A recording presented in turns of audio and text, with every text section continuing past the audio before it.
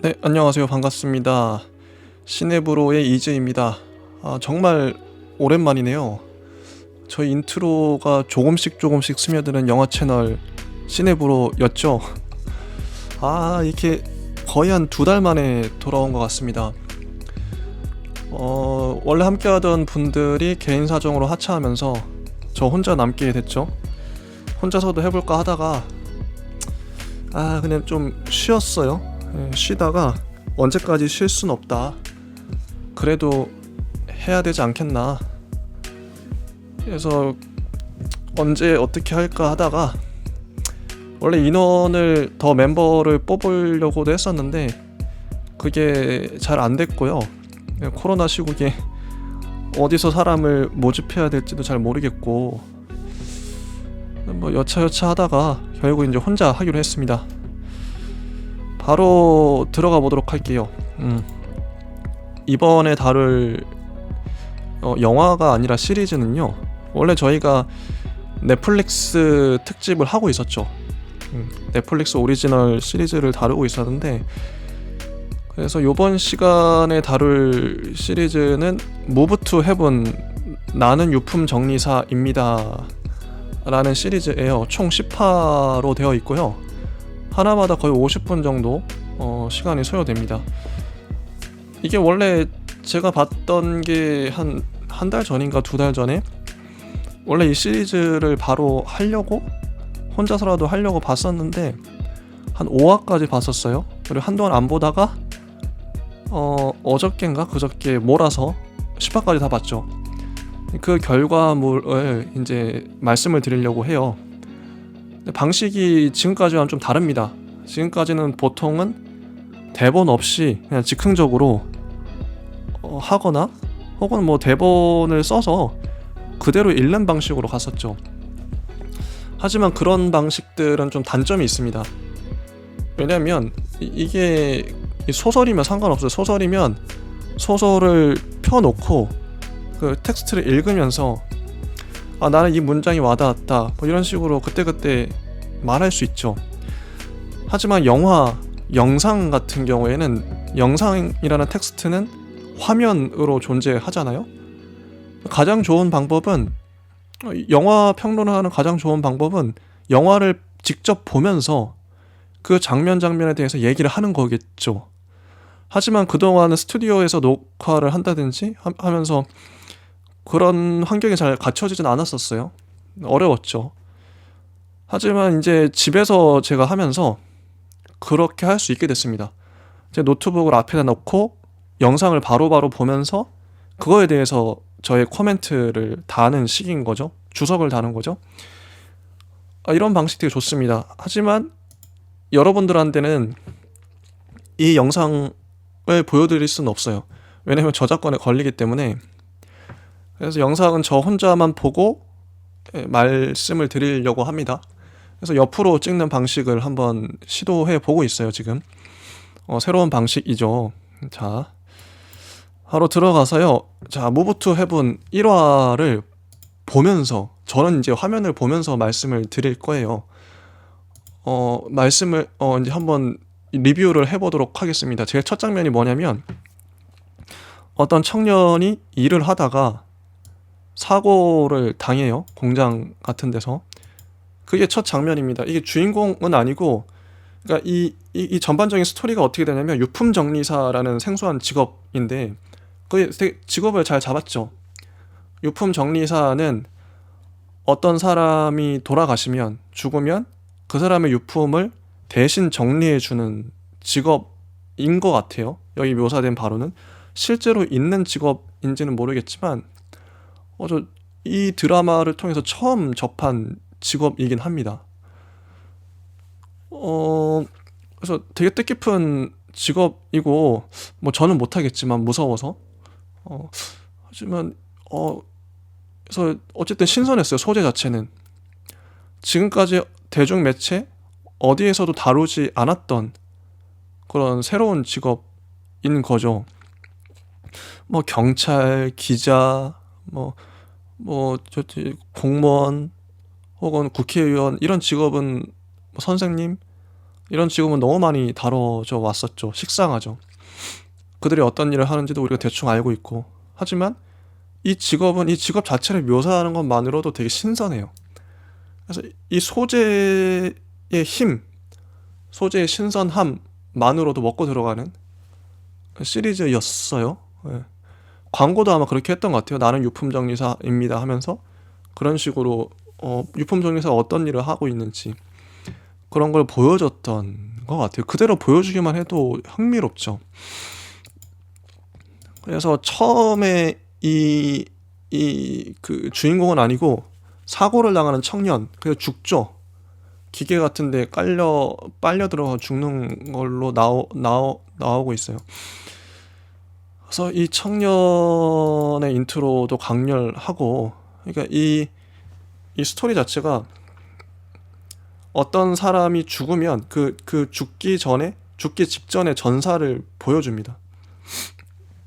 보여주고 죽잖아요. 그 사람이 왜 죽을 수밖에 없었는지 죽고 나서 그걸 이제 수습하러, 그 물품들을 수습하러, 남겨진 물품인 거죠. 고인의 유품을 수습하러 이 주인공인 구루라는 이 20대가 아닌 10대의 구루라는 친구와 그리고 아버지가 도착을 합니다. 무브 투 헤븐이라는 회사예요. 유품 정리하는 회사. 두 명 이 업체를 꾸려 나가고 있는 거죠.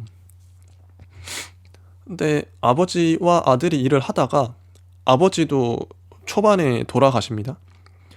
그리고 나서 이 삼촌, 아버지의 동생이죠. 동생이 와서 여기 합류를 해요.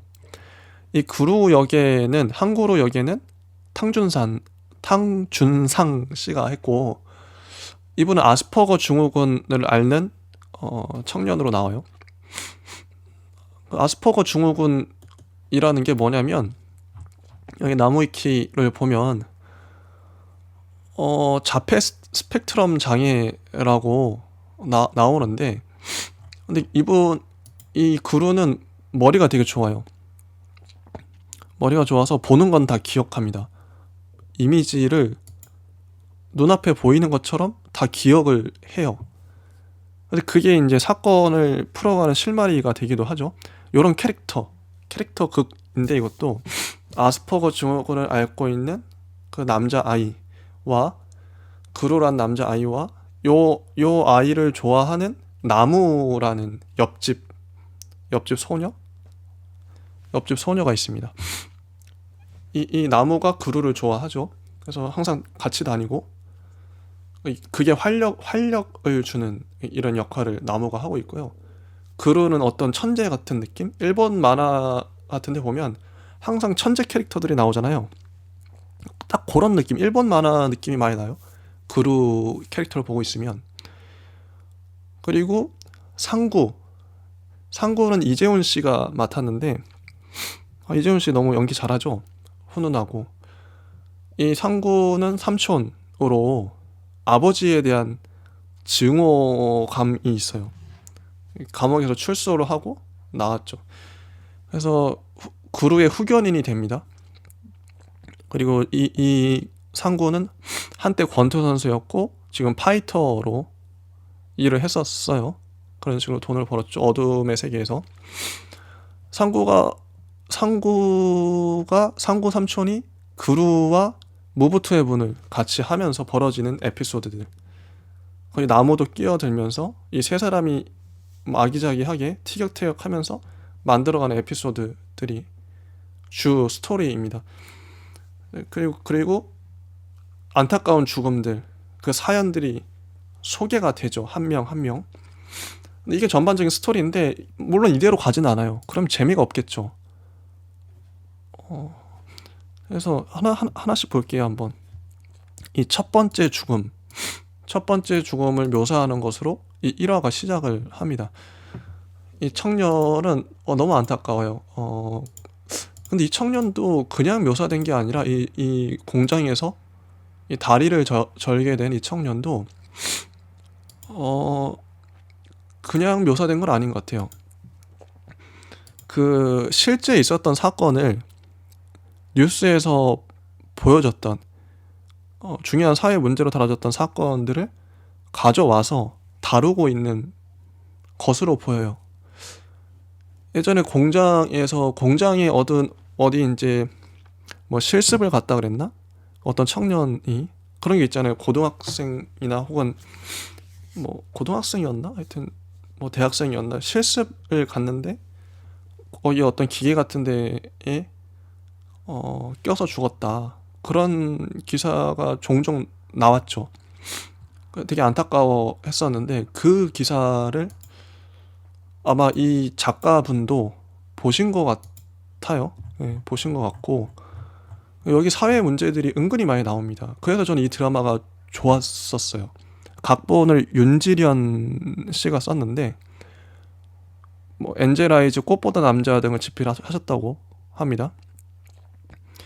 그리고 연출은 김성호 씨, 개를 훔치는 완벽한 방법을 연출했다고 하고요. 아무튼 그리고 원작이 있네요. 김세별, 전혜원 씨의 떠난 후에 남겨진 것들이란 책, 이 에세이가 원작이라고 합니다. 그래서 아무튼 이 각본을 잘 쓴 것 같아요. 그 사회 문제를 적절히 끌어와서 생각해 볼 수 있게 만드는. 그리고 준상 씨, 이분이 그루 역할, 이제 아스퍼거 증후군이 있는 이 분인데 이 그루는 초반에 어떻게 등장을 하냐면 아쿠아리움이라 그럴까요? 아쿠아리움에 그리고 보고 있죠. 그 물고기들을. 정말 무표정한 얼굴로 보고 있습니다. 그러면서 옆에 이제 그 안내원이 다가오면은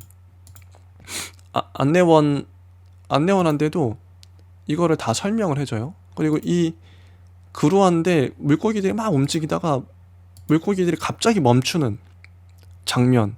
시각적으로 탁월하죠. 왜 멈췄을까? 그걸 다 기억하고 있는 거죠. 그루는 그 위치와 색깔과 모양들 머릿속에 사진처럼 기억하고 있다. 그런 것들을 임팩트 있게 이제 1화에서 보여주고 있습니다.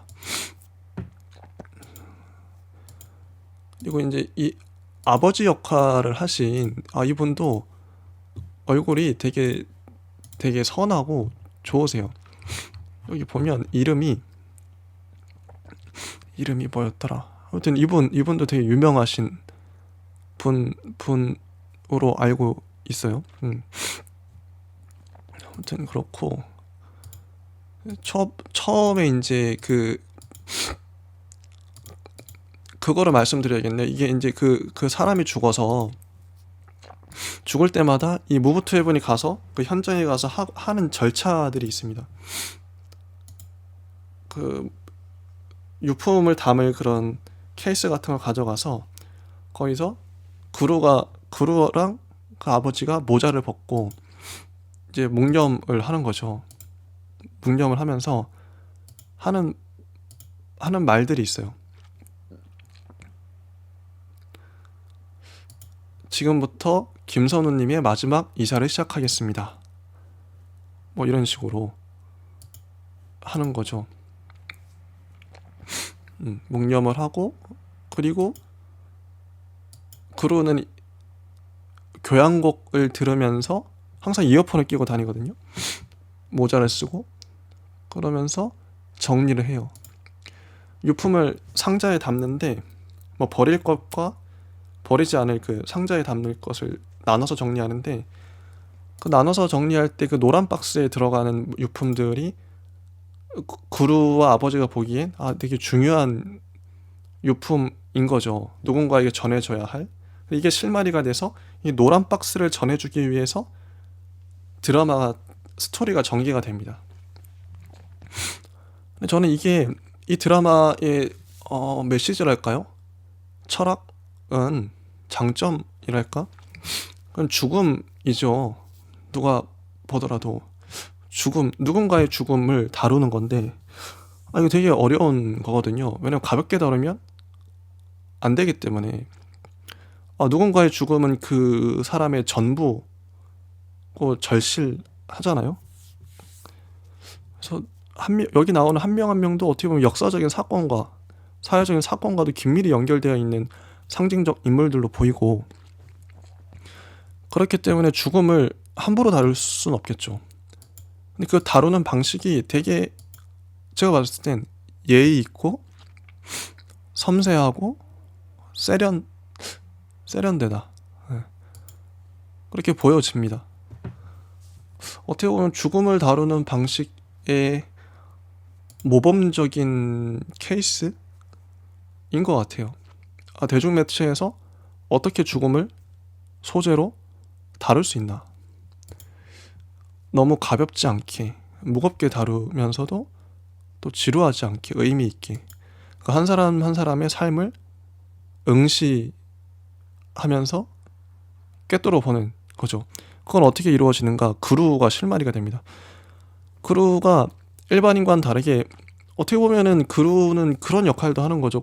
셜록 홈즈처럼 탐정 같은 역할도 해요. 여기에 죽은이가 남겨놓은 유품들, 죽은이는 말이 없기 때문에 유품이 대신 말을 하는 거죠. 그루한테 어떤 사건이 일어났고, 그래서 범죄자를 나중에 잡기도 하고, 혹은 이 유품을 반드시 전해줘야 할 사람한테 전해주는. 근데 그거를 할 수 있기 위해서는 그루가 결정적인 역할을 해야 됩니다. 그런 아스퍼거 증후군이 있기 때문에 머리가 좋고 기억력이 좋은 거죠.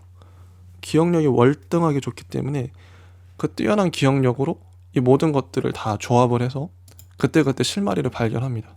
주변 사람들이 당연히 도와주고요. 그래서 사건이 하나하나 해결이 돼요. 그리고 물품을 정리하는 장면, 거기서 정리하면서 하나씩 뭐 액자를 뗀다든지 침구를 정리한다든지 그런 것들을 일일이 다 보여주고 위에서 보여주기도 하고, 그러면서 교향곡이 흐르고, 이게 되게 포근하고 뭐 따뜻하고 잔잔한 느낌, 정말 고인을 보내주는 느낌이 들어요. 그래서 첫 번째 이 사건을 어떻게 보면 이게 탐정물 같은, 추리물 같은 느낌. 첫 번째 사건을 어떻게 해결하냐. 여기도 이제 그냥 굴러다니는 그 영수증을 이 그루가 머릿속에 저장하고 있다가 그거를 보고, 멸치 삼각김밥을 영수증에 있는 걸 보고 편의점에 가서 편의점을 본 거죠. 편의점도 들렀다가 그 다음에 이제 그루가 김선우 씨 부모님께 들러야 합니다, 이런 식으로 얘기도 하고, 이런 과정들이 이어져요. 그래서 이제 뭐 과장님이 이 김선우 청년한테 작업하러 다쳤다는 소리 함부로 하는 거 아니다, 산전이 뭐니 그딴 얘기해서 잘리고 싶어, 이런 문자가 화면에 보여지죠. 이 산재를 덮으려는 그 직장 사람들, 그거를 힘없는 어머니는 지금 말을 못하는 수화로 말을 하세요. 참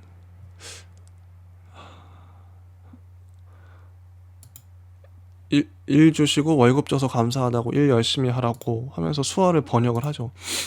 아버지가 수화를 번역할 줄 아시거든요. 이것도 나중에 이제 그 스토리가 나옵니다. 마지막 화에 왜 수화를 알 수밖에 없었는지 나오죠. 이런 식으로 너무 좀 이 드라마의 전반적인 기조랄까, 분위기는 당연히 무겁고 침울하고, 당연히 누군가의 죽음, 안타까운 억울한 죽음을 다뤘기 때문에 억울하고 안타깝죠. 그러면서도 중간중간 개그감, 가벼운 그 느낌을 잃지 않아요. 가벼운 느낌은 누구한테서 오냐? 그 아까도 말씀을 드렸던 그루의 친구인 나무와 이 삼촌이 어떻게 보면 가벼운 느낌들을 조성해주는 그런 역할을 잘 하고 있죠. 자, 1화에서는 그래서 아까 그 죽었던 그 일하다 죽은 청년이 통장에 어떻게 이름을 썼냐면, 그 통장이 나중에 이제 보여지는데, 엄마 아버지 이제 돈 벌어요.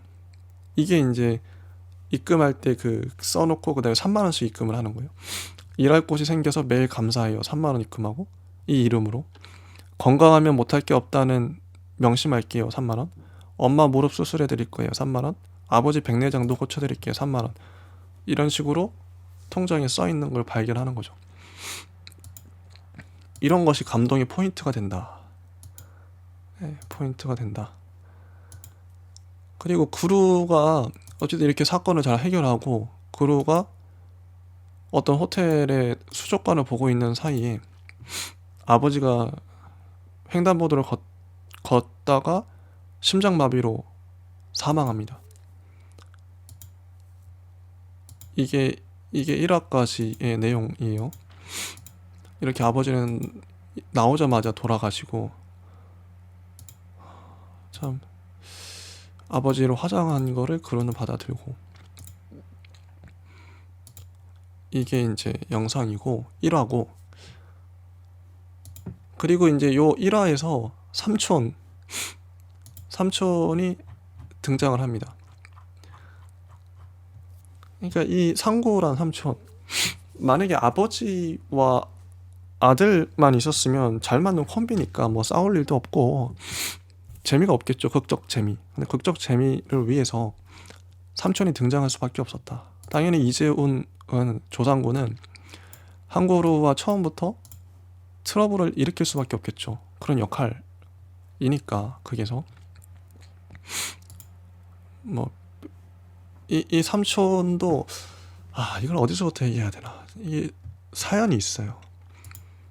정말 안타까운 사연이 있습니다. 이게 마지막에 다 밝혀지는데, 그러니까 도대체 왜, 그러니까 이 드라마를 보시는 분들은 그런 사연을 마지막에 가면 다 알게 되는데, 왜 이 삼촌은 그 아버지를 그렇게 증오하는가, 도대체 어떤 일이 있었기에, 그런 게 이제 마지막까지 이제 맥거핀으로 작용하고요. 그리고 이 상구가 이제 그 파이터로 어둠의 세계에서 돈을 버는데, 이 파이터 일을 하게 한 아줌마가 있어요. 이 아줌마가 있는데, 이 아줌마가 자꾸 이제 싸움을 하도록 꼬시죠. 그런 게 하나의 또 갈등의 축으로 계속 끝까지 이어집니다. 상구는 싸우기 싫은데 돈을 벌기 위해서 이 아줌마의 그 투기 싸움장, 거기 가서 싸움을 하게 돼요. 그런 갈등 포인트가 하나 있고, 또 이 상구는 뭐 후견인으로, 어제 삼촌이니까 후견인으로 왔는데, 과연 후견인으로서 역할을 제대로 감당할 것인가, 그것도 하나의 포인트가 되겠죠.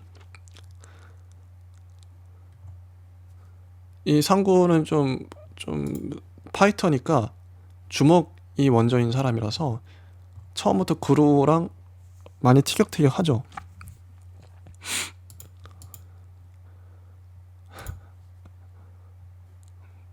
그래서 재밌어요. 그런 것들을, 그루가 아빠 방에서 삼촌이 못 자게 하니까 삼촌이 그 거실에 텐트를 치고 잡니다. 텐트를 치고 자고, 그런 부분도 재밌고, 이제 전반적인 그 스토리는 그루와 삼촌이 서로를 이해하게 되는, 서로의 과거에 대해서 조금씩 알아가고, 서로 뭐 아끼고 사랑하게 되는 그런 휴머니즘적인 내용이죠. 근데 이 삼촌은 처음에 이제 뭐 좀 거칠긴 하지만 속은 따뜻하고, 그루의 친구 나무는 이 삼촌을 의심스러운 눈초리로 보다가 점점 이제 이 삼촌을 인정하게 되는. 그리고 이 나무 역할을 한 이분도 홍승희 씨인데, 저는 박보영 씨랑 닮지 않았나. 네, 박보영 씨랑 닮은. 이미지도 되게 귀엽고 좀 깐깐한, 좀 투덜투덜하지만 아주 귀여운 이미지예요. 그래서 박보영하고 닮은 것 같아요. 귀엽고 상큼한 이미지. 그래서 그루 역할을 한 이 탕준상 씨도 연기를 진짜 잘하더라고요. 좋았고, 하여튼 처음에는 그렇게 삼촌과 뭐 티격태격 하면서 어울리는 그런 이화하는 그런 스토리였던 것 같고요. 이런 식으로 이제 삼촌하고도 이제 그 모부투의 사건을 해결합니다. 사건? 하나하나씩 해결을 하고 2화가 그렇게 끝나고 3화의 내용도 그렇게 하나하나 사건을 맡고 해결하고 하고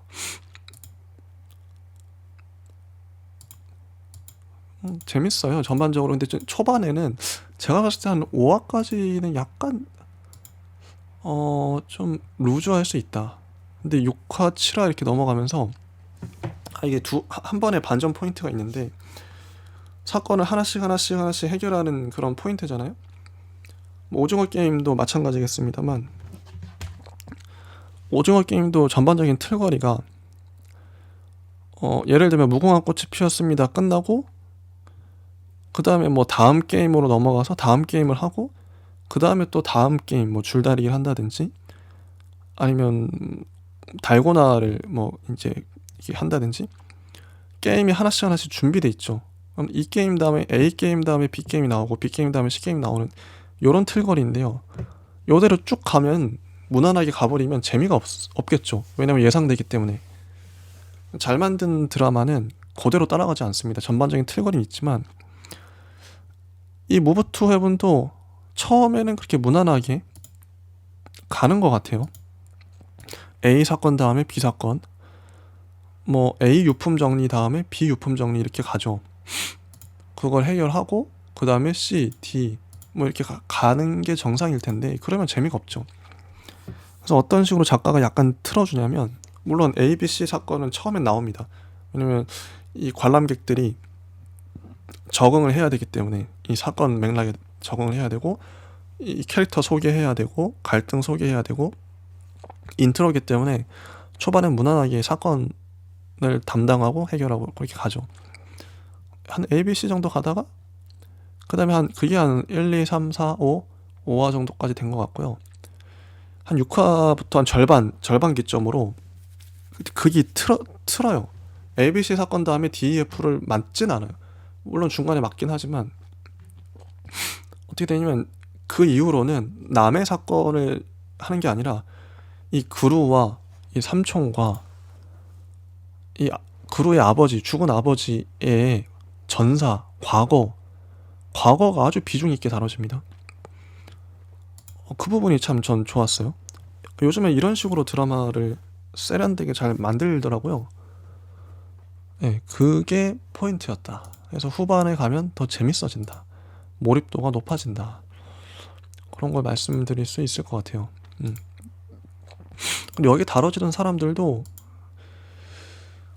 독거노인이 죽은 부분, 독거노인이 죽었는데 그걸 이제 자식은 나 몰라라 하는 거죠. 뭐 노인네 죽었는데 하면서. 근데 그 노인이 장판을 아래 보니까 5만 원짜리를 다 갖고 있더라. 근데 자식한테 물려주려고 그걸 자식한테 양복 하나 사입히려고. 그래서 못되게 했던 그 자식은 나중에 개과천선하고 눈물을 흘리면서 어머니 하고 그런 부분. 독거노인 문제가 사회 이슈잖아요. 중요한 이슈죠. 앞으로 더 심해지겠지만 그것도 그렇고 아까 처음에 나왔던 그 산업재해 노동자, 그 노동자 청년, 그것도 중요한 사회적 문제죠. 그 친구도 죽었던. 그리고 또 나오는 부분이 4화에서 나오는데 데이트 폭력입니다. 이 남자가 이 3, 4화에 걸쳐 나온 것 같아요. 이 남자친구가 뭐 우발적으로 뭐 그렇게 됐다고 뻥을 치는데, 나중에 알고 보니까 이 남자가 여자 친구를 살해한 거죠. 칼로 찔러 죽입니다. 그게 CCTV 위에 이제 이 여자분이 달았던 거에 다 보이는 거죠. 나중에 다 밝혀지고요. 이 데이트 폭력도 중요한 사회적 문제잖아요. 이슈고. 그러니까 가장 중요한 문제들을 하나씩 하나씩 다 다루고 있어요. 사회 문제. 자, 독거노인, 산업재해 노동자, 데이트 폭력, 그리고 여기 그 경비 아저씨, 아파트 경비 아저씨도 죽었는데 자살합니다. 아내랑. 아파트 경비에서도 잘리고, 아내도 병이 걸리니까 뭐 아파트 경비에서 잘린 것뿐만 아니라 암 진단도 받고, 그래서 어쩔 수 없이 이제 자살을 하는데, 경비 아파트 경비한테 함부로 대하는 지역 주민도 여기 나와요. 묘사가 돼요. 노골적으로. 그런 거죠. 이 드라마는 사회 고발 드라마예요. 잘 만들었어요. 사회적 문제의식을 갖고 있는 분이라면 이 드라마를 아주 유의미하게 보실 것 같습니다. 일부러 녹여 넣은 거죠. 그러니까 누군가의 죽음을 여기 묘사할 수밖에 없는데, 사회적인 죽음, 뉴스나 신문에서 크게 보도되었던 그런 의미가 있는 죽음들을 녹여 넣은 거죠. 일부러. 그것들을 이슈화함으로써 사람들이 경각심을 가질 수 있게끔, 나는 저러면 안 되는데, 나는 저런 사람이 되면 안 되겠다, 이런 것들을 다루고 있는 거죠. 그런 부분이 참 좋았고요. 사회 문제를 이렇게 다뤄야 한다. 그리고 5화를 넘어가면 5화에도 이렇게 있네요. 환자가 의사를, 정신병 환자 같아요. 환자가 의사를 찔러 죽입니다. 이 뉴스에도 많이 나왔었죠. 실제 그렇게 죽으신 분도 있고, 환자가 의사를 찔러 죽이는데 이 의사도 참 좋은 분이었던 거죠. 근데 이 의사가 이 의사는 남자 의사인데 동성애를 했던 분이에요.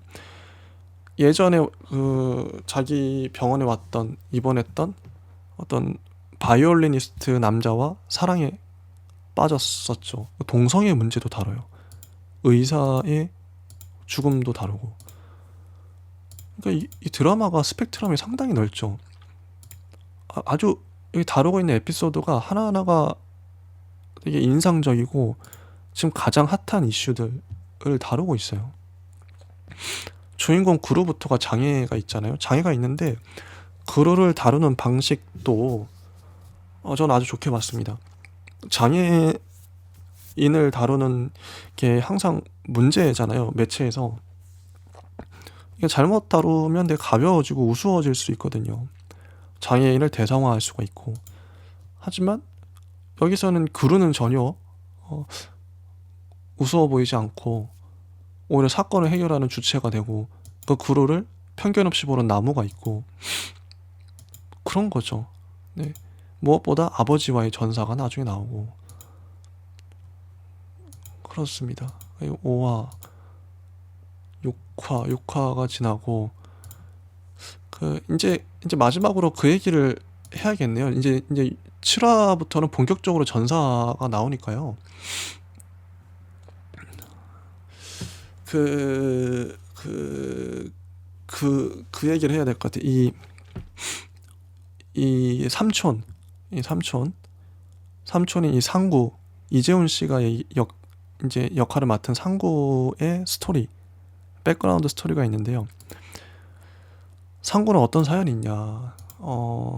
상구는 원래 권투 선수였었는데 뭐 불의의 사고로 어쨌든 권투를 못하게 됐어요. 못하게 된 상황에서 어떻게든 먹고 살아야 되는데, 그러다가 이제 파이터, 암흑계의 파이터가 됩니다. 링 같은 거를, 링도 아니에요. 만들어 놓고 사람들이 모인 사람들이 돈을 내게 해서 도박을 하는 거죠. 싸움 도박. 거기서 이제 거의 무패의 전사처럼 파이터가 돼서 돈을 벌었던 상구인데, 그런 상구한테 어느 날 어떤 상구가 길을 가다가 고등학생이죠. 고등학생 3명한테 두들겨 맞고 있는 어떤 친구, 어떤 고등학생을 발견해요.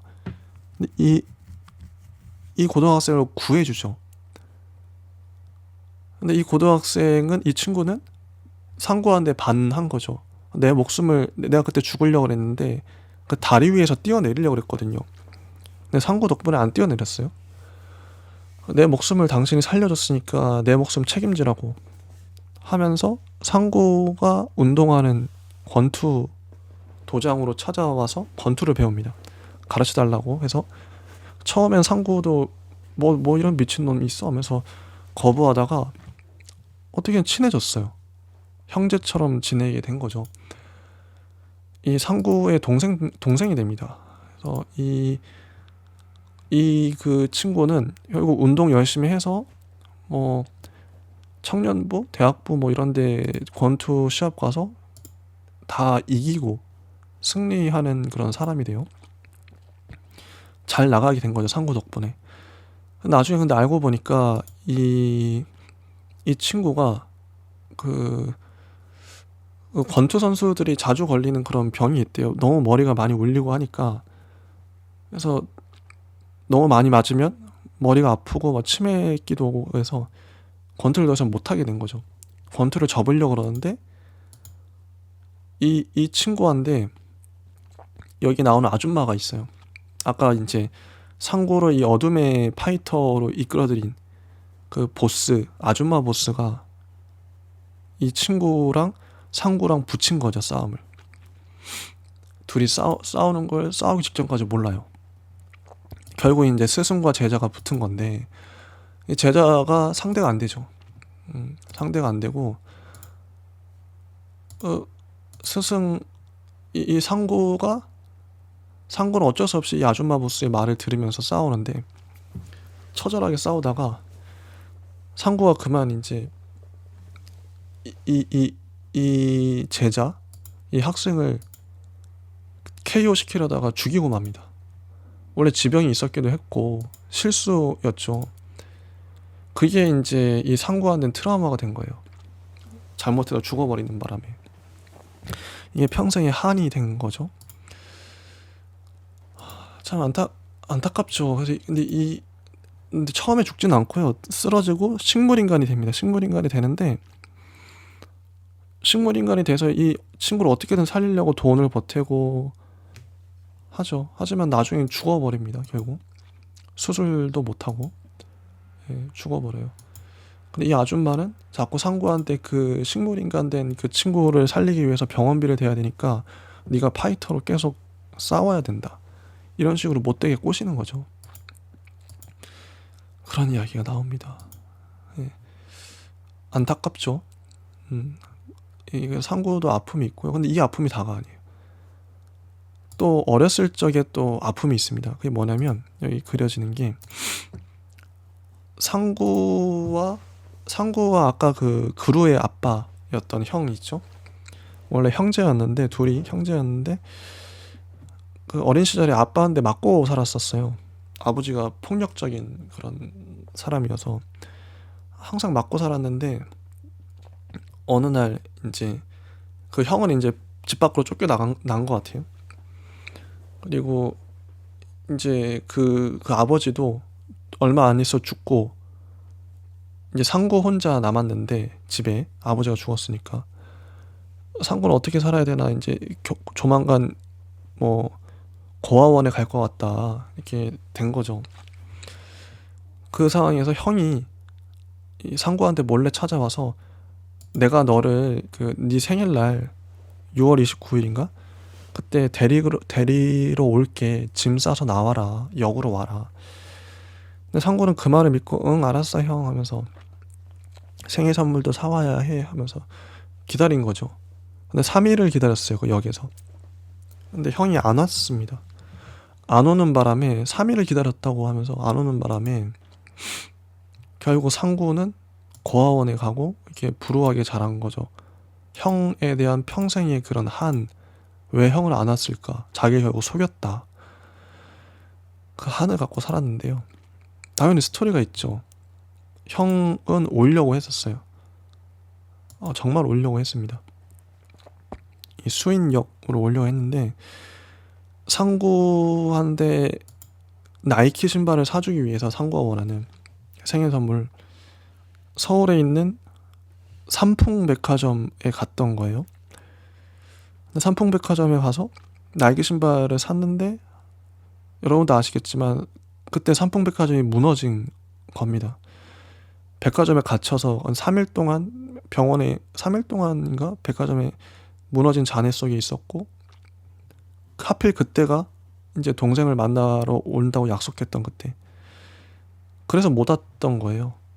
이 한정우 형은. 근데 동생은 나중에야 그 사실을 알게 되죠. 그런 사연이 8화 내내 나옵니다. 너무 안타깝죠. 그래서 이 역사적인 사건이 이런 식으로 또 맞물려요. 삼풍백화점이 여기서 나오네.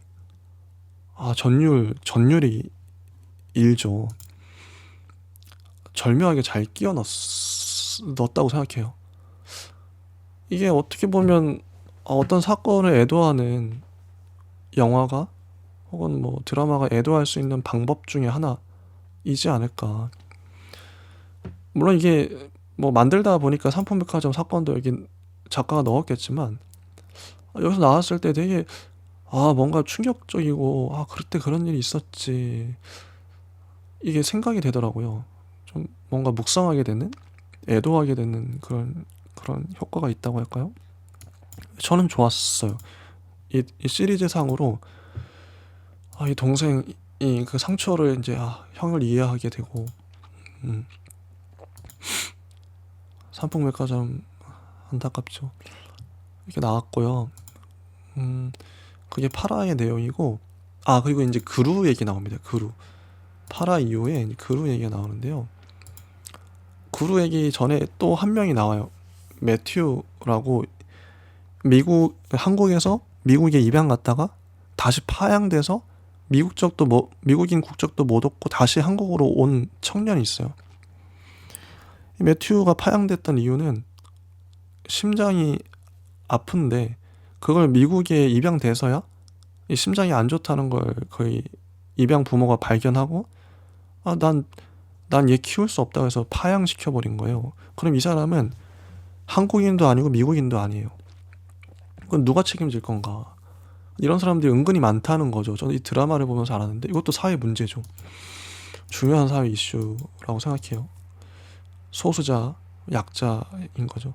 어쨌든 매튜는 그렇게 입양 갔다가 다시 왔는데 엄마를 찾았어요. 친엄마를 찾았는데 친엄마가 이 매튜를 안 만나겠다고 해서 매튜는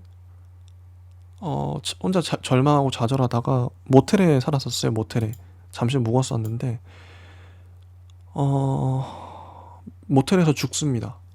심장마비가 와서요. 아무도 봐주는 사람이 없고 엄마도 결국 못 만나고 쓸쓸해 죽었죠. 이걸 이제 무브 투 헤븐에서 수습을 하다가 이제 그루의 과거도 나옵니다.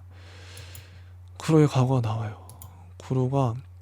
그루도 사실은 입양아였던 거죠. 입양이라기보다는 이게 어떻게 된 거냐면 그루의 스토리가 그루는 엄밀히 말하면 그 한정우 아빠가 낳은 아이가 아니에요.